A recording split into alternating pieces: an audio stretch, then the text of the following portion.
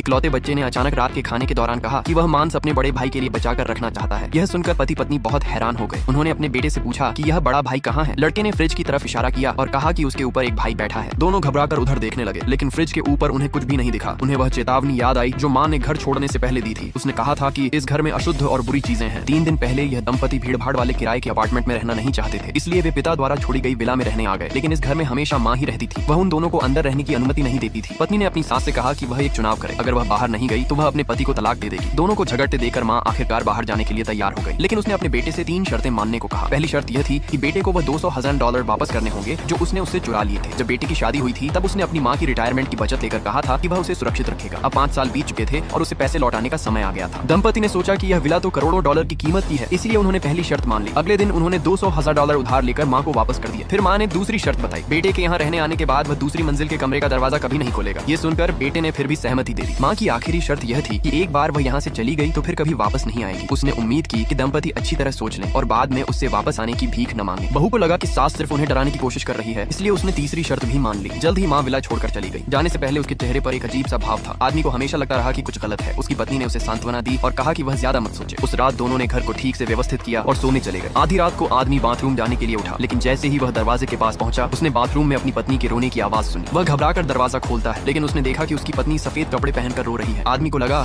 कि उसकी पत्नी नींद में चल रही है, इसलिए वह उसे कमरे में वापस ले जाने की तैयारी करने लगा। उसी समय उसे अचानक ठंडी हवा का एहसास हुआ। आदमी ने पहले कमरे में जाकर जैकेट पहनने का फैसला किया, लेकिन जैसे ही उसने अलमारी खोली और पीछे मुड़ा, उसने देखा कि उसकी पत्नी बिस्तर पर लेटी हुई है और वही पायजामा पहने हुए है जो उसने सोने से पहले पहना था। आदमी ने डरते हुए पूछा कि वह वापस कमरे में कैसे आ गई, लेकिन पत्नी इस सवाल से उलझन में पड़ गई क्योंकि वह तो कमरे से बिल्कुल भी बाहर नहीं गई थी।